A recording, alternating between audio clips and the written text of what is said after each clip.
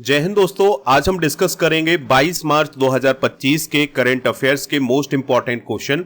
तो आप इस पूरे लेक्चर को बहुत ही ध्यान से लास्ट तक जोड़ देखिएगा। पहला और इंपॉर्टेंट क्वेश्चन है, अंतर्राष्ट्रीय ओलंपिक समिति यानी आईओसी की पहली महिला अध्यक्ष कौन बनी है? तो क्रिस्टी कोवेंट्री अभी हाल ही में अंतर्राष्ट्रीय ओलंपिक समिति की पहली महिला अध्यक्ष बनी है। और दोस्तों, वो अंतर्राष्ट्रीय ओलंपिक समिति की 10वीं अध्यक्ष हैं और वो इस पद पर पहुंचने वाली पहली अफ्रीकी और सबसे युवा हैं। वह 24 जून 2025 को थॉमस बॉक की जगह लेंगी, यानी कि अभी तक आईओसी के अध्यक्ष थे थॉमस बॉक, अब उनके स्थान पर क्रिस्टी कोवेंट्री बन गई हैं आईओसी की अध्यक्ष। क्रिस्टी कोवेंट्री का संबंध जिम्बाब्वे से है और दोस्तों, वो वर्तमान में जिम्बाब्वे की सरकार में युवा, खेल, कला और मनोरंजन मंत्री के रूप में कार्य कर रही हैं। क्रिस्टी कोवेंट्री एक तैराक भी रह चुकी हैं। बात करते हैं अंतर्राष्ट्रीय ओलंपिक समिति की, तो इसका काम होता है हर 4 साल में ओलंपिक खेलों का आयोजन करवाना। इसकी स्थापना 23 जून 1894 को हुई थी और इसकी स्थापना की थी वेरन पियरे डी कोवर्तिन ने। इसका मुख्यालय लुसाने, स्विट्जरलैंड में है। इसकी अध्यक्ष हैं क्रिस्टी कोवेंट्री। इसका आदर्श वाक्य है सिटियस, अल्टीसियस, फोर्टियस और कम्यूटर, और हिंदी में इसका अर्थ होता है तेज, ऊंचा, मजबूत, एक साथ। प्राचीन ओलंपिक खेलों का जो आयोजन है यह 1776 ईसा पूर्व में ग्रीस के ओलंपिया में किया गया था और जो पहले आधुनिक खेल हैं ये 6 अप्रैल 1896 को ग्रीस के एथेंस शहर में आयोजित किए गए थे। दोस्तों, 2028 के जो ओलंपिक खेल हैं ये अमेरिका के लॉस एंजल्स में किए जाएंगे और 2032 के ओलंपिक खेल ब्रिस्बेन, ऑस्ट्रेलिया में किए जाएंगे। प्रथम महिलाएं डिस्कस करते हैं तो रेचल रीव्स ब्रिटेन की पहली महिला वित्त मंत्री बनी हैं। इदासिसा नोग्रांग मेघालय की पहली महिला पुलिस महानिदेशक बनी है। आलिया नीलम पाकिस्तान की लाहौर हाई कोर्ट की पहली महिला मुख्य न्यायाधीश बनी है और टेन सुसान डीबीएस की पहली महिला सीईओ बनी है। Salima Imtiaz ICC international panel of development umpire में नॉमिनेट होने वाली पहली पाकिस्तानी महिला बनी है। काम्या कार्तिकेयन माउंट एवरेस्ट पर सबसे कम उम्र की भारतीय महिला बनी है जिन्होंने माउंट एवरेस्ट पर फतह हासिल की है। ज्योति रात्रे एवरेस्ट पर चढ़ने वाली सबसे उम्रदराज भारतीय महिला बनी है। नेक्स्ट क्वेश्चन है, हाल ही में नवरोज या नौरोज का त्योहार किस समुदाय के नव वर्ष के रूप में मनाया गया है? आंसर हो जाएगा पारसी, यानी पारसी समुदाय के द्वारा अभी हाल ही में नवरोज या नौरोज का त्योहार मनाया गया है और यह मनाया गया है 20 मार्च 2025 को। दोस्तों, जो नवरोज या नौरोज है यह पारसी समुदाय का नया वर्ष है। ठीक है, तो नवरोज का जो अर्थ होता है उसका अर्थ होता है नया दिन और ये पारसी कैलेंडर का पहला दिन होता है। पारसी नववर्ष की शुरुआत 3500 ईसा पूर्व से हुई थी और दोस्तों, आपको याद रखना है कि पारसी धर्म की स्थापना जरथुष्ट्र के द्वारा की गई थी, जिन्हें जोरोस्टर के नाम से भी जाना जाता है। पारसी धर्म की उत्पत्ति प्राचीन फारस, जिसे आज हम ईरान बोलते हैं, वहां पर हुई थी। यानी कि जो पारसी समुदाय के लोग हैं या पारसी धर्म की जो उत्पत्ति है वो ईरान में हुई थी। भारत में मनाए जाने वाले नव वर्ष डिस्कस करते हैं, जैसे चेटी चंड सिंधी समुदाय का नया वर्ष है, नवरेह कश्मीरी नववर्ष है और सजीबू चेरा ओबा यह मणिपुर में सबसे महत्वपूर्ण त्योहारों में से एक माना जाता है। गुड़ी पड़वा ये हिंदू नव संवत्सर प्रारंभ के दिन मनाया जाता है और ये खासकर महाराष्ट्र में मनाया जाता है। यानी कि जब हिंदू नववर्ष शुरू होता है तब महाराष्ट्र में गुड़ी पड़वा मनाया जाता है। बैसाखी की अगर हम बात करें तो पूरे उत्तर भारत में मनाए जाने वाला सबसे बड़ा फसल उत्सव मनाया जाता है। उगादी आंध्र प्रदेश, तेलंगाना और कर्नाटक का नया साल होता है। विशु केरल की समृद्ध भूमि में फसल की शुरुआत का प्रतीक होता है। पोहेला बोईसाख यह बंगाली कैलेंडर का पहला दिन होता है और जुड़ शीतल यह त्योहार मैथिली नववर्ष के रूप में भी मनाया जाता है। अगला क्वेश्चन डिस्कस करते हैं, बीसीसीआई ने चैंपियंस ट्रॉफी 2025 जीतने वाली भारतीय टीम को कितने नगद पुरस्कार राशि की घोषणा की है? आंसर हो जाएगा 58 करोड़ रुपए। यानी कि बीसीसीआई के द्वारा यह घोषणा की गई है कि अभी जो भारत ने चैंपियंस ट्रॉफी जीती है उस टीम को 58 करोड़ रुपए की पुरस्कार राशि प्रदान की जाएगी। तो यह जो राशि होगी, यह जो पैसा होगा, ये खिलाड़ियों को, कोचिंग और सहयोगी स्टाफ और पुरुष चयन समिति के सदस्यों को प्रदान किया जाएगा। आपको याद रखना है कि भारत ने चैंपियंस ट्रॉफी 2002, 2013 और अब 2025 में जीती है। चैंपियंस ट्रॉफी 2025 की भी बात कर लेते हैं तो इसका मेजबान देश था पाकिस्तान और संयुक्त अरब अमीरात। इसका 9वां संस्करण आयोजित किया गया था 2025 में। विजेता भारत रहा है और विजेता न्यूजीलैंड रहा है। प्लेयर ऑफ द सीरीज रहे हैं सचिन रविंद्र और सबसे अधिक रन बनाए हैं सचिन रविंद्र ने, 263 रन बनाए हैं। सबसे अधिक विकेट हासिल किए हैं मैट हेनरी ने, इन्होंने 10 विकेट हासिल किए हैं चैंपियंस ट्रॉफी में। अगला क्वेश्चन है, हाल ही में किस देश ने शिक्षा विभाग को बंद कर दिया है? आंसर हो जाएगा अमेरिका। तो दोस्तों अमेरिका ने शिक्षा विभाग को बंद करने का फैसला किया है और इसके ऑर्डर पर सिग्नेचर भी कर दिए हैं। दोस्तों ट्रंप ने ऑर्डर पर सिग्नेचर करने के बाद ये कहा है कि अमेरिका लंबे समय से छात्रों को अच्छी शिक्षा नहीं दे पा रहा था, क्योंकि शिक्षा विभाग में काफी गड़बड़ी चल रही थी। इसके कारण उनके द्वारा शिक्षा विभाग को बंद करने का फैसला लिया गया है। अब दोस्तों जो दिव्यांग बच्चे होंगे उनके लिए ग्रांट और फंडिंग जैसे जरूरी प्रोग्राम जारी रहेंगे, लेकिन जो शिक्षा विभाग का काम है अब वो कोई जिम्मेदार संस्था संभालेगी। अमेरिका से रिलेटेड कुछ इंपॉर्टेंट करंट अफेयर्स डिस्कस कर लेते हैं। तो अंग्रेजी को अभी हाल ही में अमेरिका की आधिकारिक भाषा के रूप में चुना गया है। अमेरिका ने चीन पर 10% टैरिफ का आदेश लागू किया है। तुलसी गबार्ड को आधिकारिक तौर पर अमेरिकी राष्ट्रीय खुफिया निदेशक के रूप में चुन लिया गया है।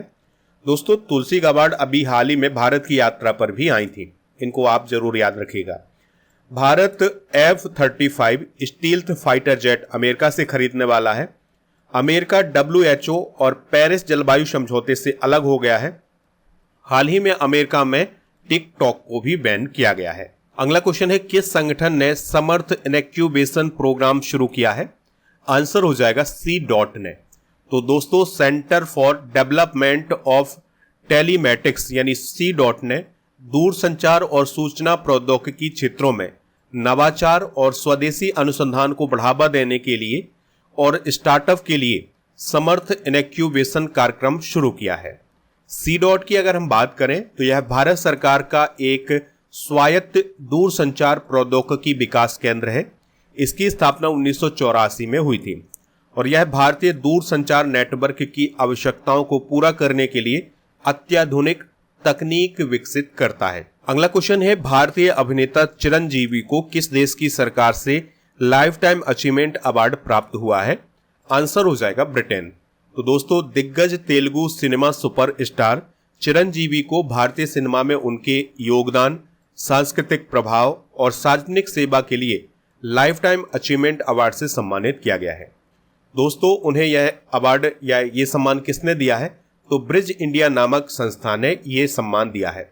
और ये सम्मान कहां पर प्रदान किया गया था? तो यूनाइटेड किंगडम की जो संसद है उसके हाउस ऑफ कॉमन्स में यह सम्मान उन्हें प्रदान किया गया है। दोस्तों चिरंजीवी यह सम्मान हासिल करने वाले पहले भारतीय सेलिब्रिटी बन गए हैं। आपको याद रखना है कि चिरंजीवी को 2006 में पद्म भूषण और अभी 2024 में पद्म विभूषण से भी सम्मानित किया गया है। चलिए दोस्तों कुछ इंपॉर्टेंट अवार्ड डिस्कस करते हैं। तो हॉकी इंडिया अवार्ड 2024 में सर्वश्रेष्ठ पुरुष खिलाड़ी हरमनप्रीत सिंह और सर्वश्रेष्ठ महिला खिलाड़ी बनी है सविता पूनिया। एंड्रयू बार्टो और रिचर्ड सटन ने अभी हाल ही में AM ट्यूरिंग अवार्ड 2024 जीता है। प्रसार भारती ने हॉकी इंडिया जमन लाल शर्मा पुरस्कार 2024 जीता है। दलाई लामा ने शांति और स्थिरता के लिए गोल्ड मरकरी पुरस्कार जीता है। दोस्तों अभी हाल ही में प्रिंट श्रेणी में हिंदी क्षेत्र में मृदुलिका झा को रामनाथ गोयंका पुरस्कार 2025 दिया गया है और गायत्री चक्रवर्ती को होलबर्ग पुरस्कार 2025 प्रदान किया गया है।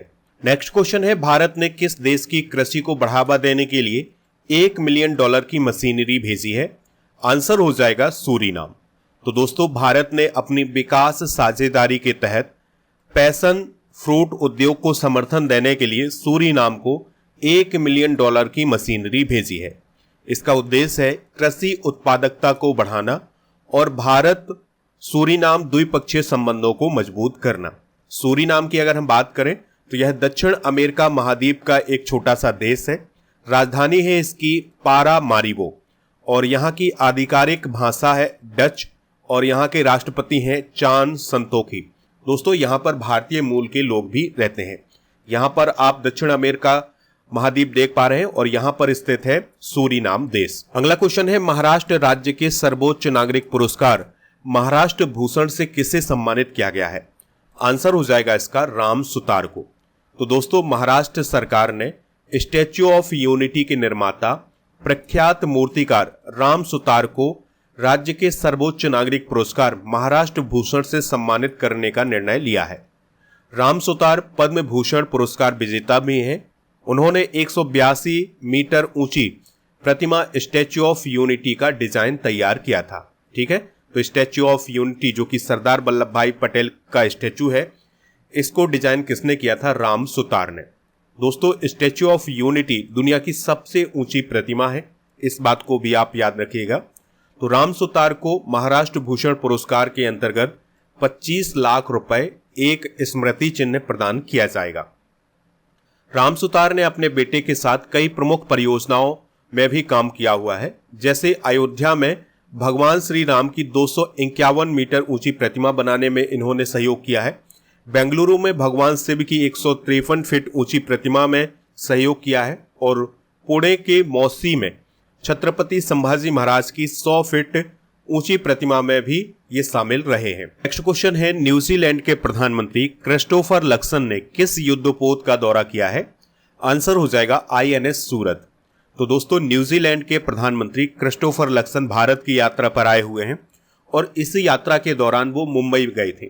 तो मुंबई में उन्होंने जो नौसेना डॉकयार्ड है जहां पर ये युद्धपोत बनाए जाते हैं, तो वहां पर उन्होंने INS सूरत का दौरा भी किया है। इस प्रकार के क्वेश्चन आपके एग्जाम में अक्सर देखे जाते हैं, तो इस क्वेश्चन को आप नोट जरूर करिएगा। क्रिस्टोफर लक्सन 19 से 24 मार्च तक भारत के दौरे पर आए हुए हैं। दोस्तों, क्रिस्टोफर लक्सन रायसीना डायलॉग 2025 के मुख्य अतिथि भी हैं, इस बात को भी आप नोट कर लें। अगला क्वेश्चन है, अंतर्राष्ट्रीय वन दिवस किस दिन मनाया जाता है? तो 21 मार्च को अंतर्राष्ट्रीय वन दिवस मनाया जाता है। तो साल 2013 से यह दिवस मनाया जा रहा है। इसका उद्देश्य वनों का संरक्षण करना, सतत प्रबंधन करना और उनके विकास को मजबूत करना। 2025 की थीम क्या है? वन और भोजन, यानी कि फॉरेस्ट एंड फूड। संयुक्त राष्ट्र के एक अनुमान के अनुसार दुनिया भर में हर साल 1 करोड़ या 10 मिलियन हेक्टेयर वन भूमि नष्ट हो रही है और भारत वन स्थिति रिपोर्ट 2023 के अनुसार देश में यानी भारत में कुल 8,27,357 वर्ग किलोमीटर पर जंगल का इलाका है, जो कि देश के कुल एरिया का 25.7% है।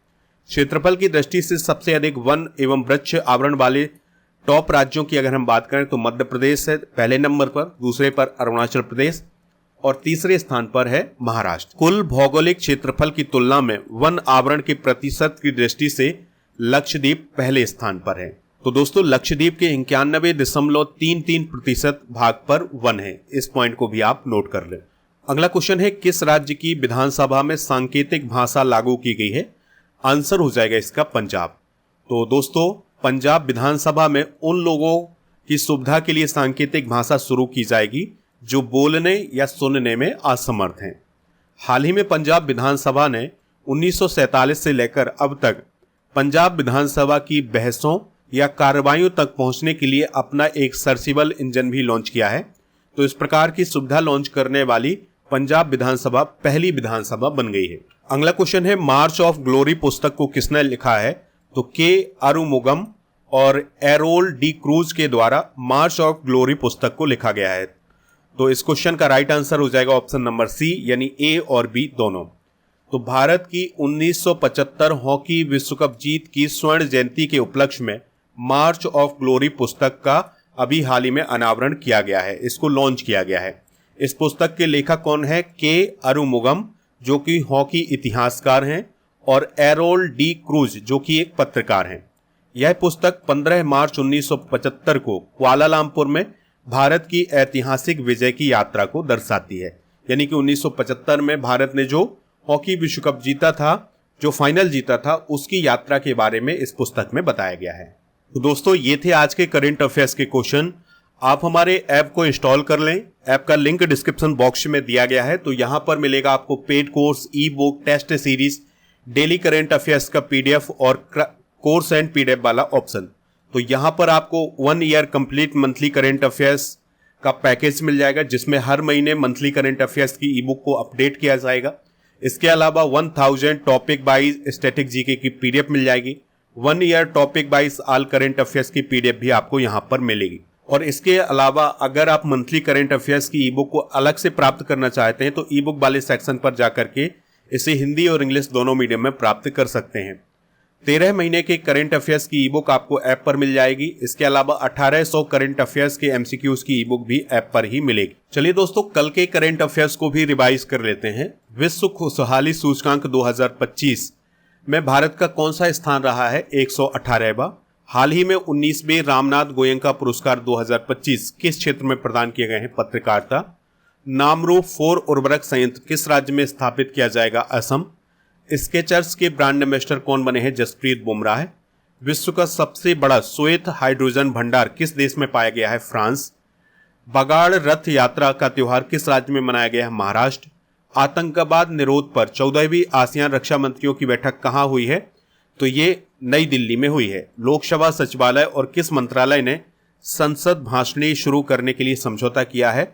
सूचना प्रौद्योगिकी मंत्रालय। खेलो इंडिया पैरा गेम्स 2025 का आयोजन कहाँ किया जा रहा है? नई दिल्ली। सेमीकंडक्टर प्रयोगशाला और किसने अंतरिक्ष अनुप्रयोगों के लिए 32 बिट माइक्रो प्रोसेसर डेवलप किया है? इसरो। आज के जनरल नॉलेज के पिटारे में हम राष्ट्रीय आंदोलन और महत्वपूर्ण घटनाएं डिस्कस करेंगे। तो 1904 में भारतीय विश्वविद्यालय अधिनियम पारित हुआ था। 1905 में बंगाल विभाजन हुआ था और ये जो बंगाल विभाजन है यह 16 अक्टूबर 1905 को हुआ था। 1906 में मुस्लिम लीग की स्थापना हुई थी। 1907 में सूरत अधिवेशन और कांग्रेस में फूट हुई थी। 1909 में मार्ले मिंटो सुधार हुआ था और 1911 में ब्रिटिश सम्राट का दिल्ली दरबार लगा था। 1916 में होम रूल लीग का निर्माण हुआ था। 1916 में मुस्लिम लीग और कांग्रेस का समझौता हुआ था, जिसे लखनऊ पैक्ट कहा जाता है। 1917 में महात्मा गांधी द्वारा चंपारण में आंदोलन किया गया था। 1919 में रॉलेट अधिनियम आया था। 1919 में जलियांवाला बाग हत्याकांड भी हुआ था 13 अप्रैल 1919 को। 1919 में मॉन्टेग्यू चेम्स्फोर्ड सुधार भी हुआ था। 1920 में खिलाफत आंदोलन और असहयोग आंदोलन हुआ था।